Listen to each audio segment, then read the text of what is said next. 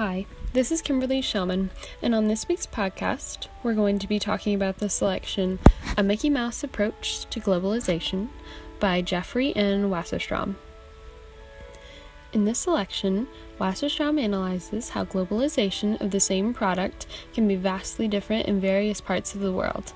Because of marketing or because of culture, many different things go into this. While the advertising of a product may be similar in different countries, the effect it takes on a culture can be very shocking. Starbucks coffee shops, for example, had different reactions between Indiana and China. Even within the city of Bloomingburg, Indiana, where Wasserstrom used to live, people did not react similarly to this change. Some people thought Starbucks would bring innovative change, while others thought it was bad because it would put local coffee shops out of business. This is also what happened with Mickey Mouse in China. Because of misinterpretations with advertising, Mickey Mouse was seen as a symbol of violence and used for communism, and many people began to hate him because Chinese entrepreneurs used him instead of the actual company name.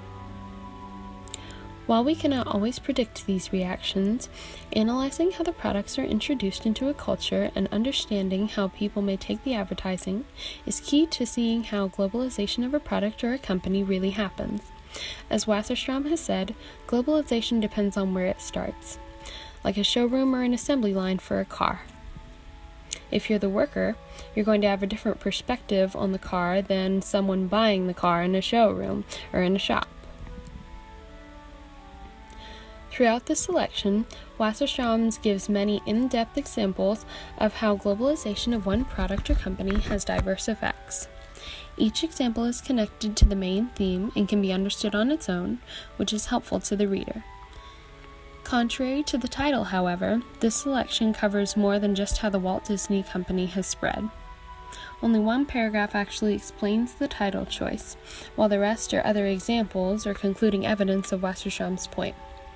Besides the titling issue, the selection flowed well and connected each example to the main point. Wasserstrom can give examples of how globalization works because he has lived in many different parts of the world and can see how, instead of Indiana, the Chinese culture is affected by certain companies.